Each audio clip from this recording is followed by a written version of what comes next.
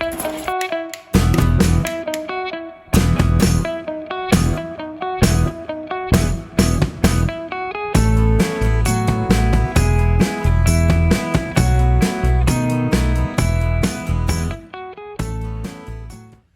morning, guys.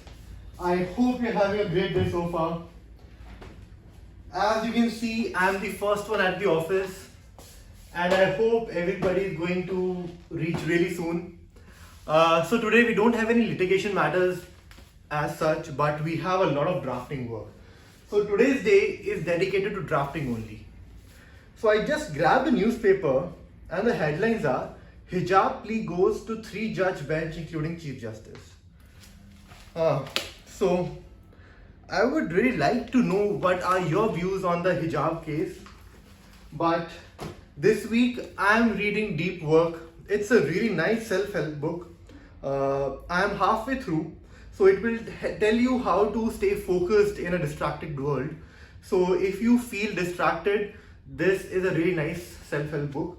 So talking about drafting, a lot of drafting work is there. I have to reply to about 25 legal notices. I have to draft a patent application, 1 term sheet. I have to draft 4 contracts. So a lot of drafting work.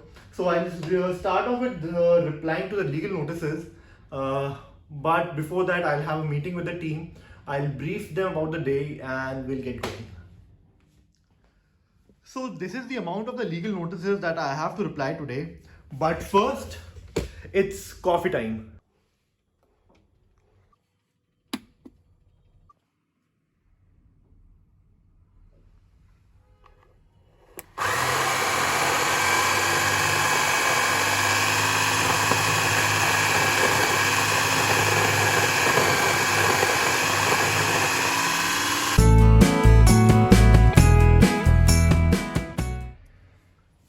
I think I missed updating the diary from the last week. I think I have missed noting down some of the dates in the main diary. So apparently this is the main diary of the law firm. All the dates go in there. So I guess for 2 or 3 matters I missed updating it from my side. So I quickly go and check the dates, tally it with the physical files and our online calendar. So to keep a check, we have our online calendar. We also have a physical diary, but this is the main thing.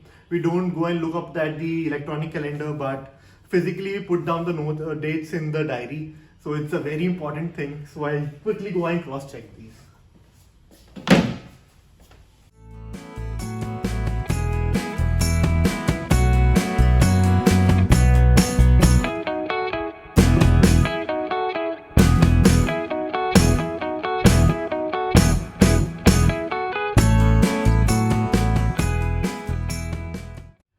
So apparently I did not miss any of the dates, but there was a double entry on one single case. So I cross-checked the dates with the CRN.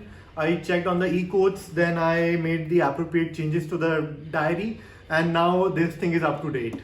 Unquestionably, this thing plays a very vital role on our day-to-day working and management. For the management work, this is very important.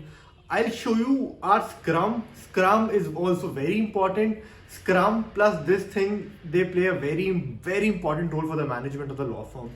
So it's good to go now. So guys, this is our Scrum. We call it the Royal Scrum. Please don't mind the. We're a little lazy to fix it. But this thing is responsible to maintain the workflow, to keep a track who's doing what, and on what stage of the drafting or research or filing are we. So I sit on the other side of this glass window, so I can see how work is flowing, how much work has been done. So this is our work for the month. Some of it has been carry forwarded from the last month, and some of this will be carry forwarded to the next month. But this is how we make sure that the work is always flowing. Let me take you to the other side and tell you how things work. So guys, this is how the Scrum looks from my cabin. So this is all the to-do list. So this work is under the head of the preliminary screening. This work is under the head of the final screening, and this work has been approved and is ready to be filed, or the research has been completed.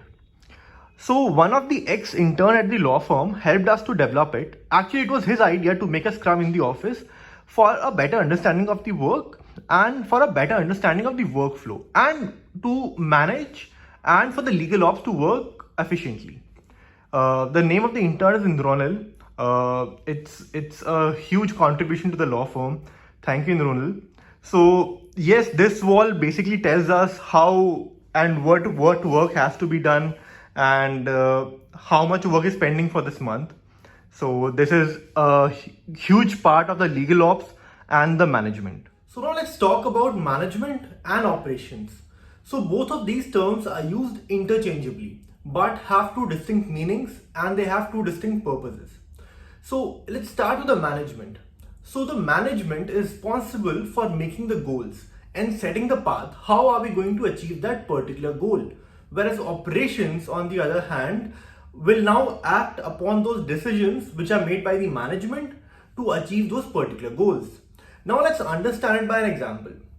To understand the legal operations, let's say I have to file and draft a civil suit. Now, the drafting and the research will be taken care by the research and the drafting team. Whereas the filing, attaching appropriate court fees and telling the litigation team the first date of the appearance will be taken care by the legal ops department. So management basically make the way to achieve that goal, whereas the legal ops team will work on that set path to achieve those particular goals. So management works on defining the goal, making the decisions to save time, money, and to do a smart work. Whereas the legal ops team will make sure those strategies are applied. Now, legal ops does not only attach the court fees or tell us the first litigation date. They also do a lot of wide variety of work. For example, if I draft a contract and they are signed by both the parties, now the legal ops team will go and get it registered with the sub-registrar or the registrar general. On the other hand, let's say I get a bail. Now furnishing the bail bond or securities, sureties, etc. is the work of the legal ops team. Now in our firm, the management is taken care by me and Avi. We are the founding partners. So we have a bifurcation of the departments. For example, I take care of the legal management operations and recruitment this month. And Avi takes care of the finances and outstation matters. And we keep it revolving to keep a check. Now, on the other hand, legal ops team does not necessarily contain legal people or people from the law fraternity. They also have people with management and operational skills. So it will have people from the legal background, but they will also have management and operational departments. So the legal team will tell them where and how it will be registered, whereas the operations team will make sure they are registered, the contracts are registered with the right authority, or the suits are filed before the right jurisdiction. So this is how management works. And management and legal operations might be interchangeably used, but they are two distinct things. Now coming to the legal operations, we use a variety of things, a variety of instruments to make sure legal operations are working as per the flow or as per the rules made by the management. So as I showed you the Scrum, the diary, these were started by us to make a good management, but turns out they are for the operations side. They might help us in the management. They will tell how much work is flowing and how much has already been completed. So according to that, we will make appropriate decisions and the legal ops team will make sure those things are implemented. Now, we manage the diary, but now legal ops will tell the litigators that next day you have this matters and you have to file this thing and you have to appear before this honorable court, etc., etc. So this is how we bifurcate.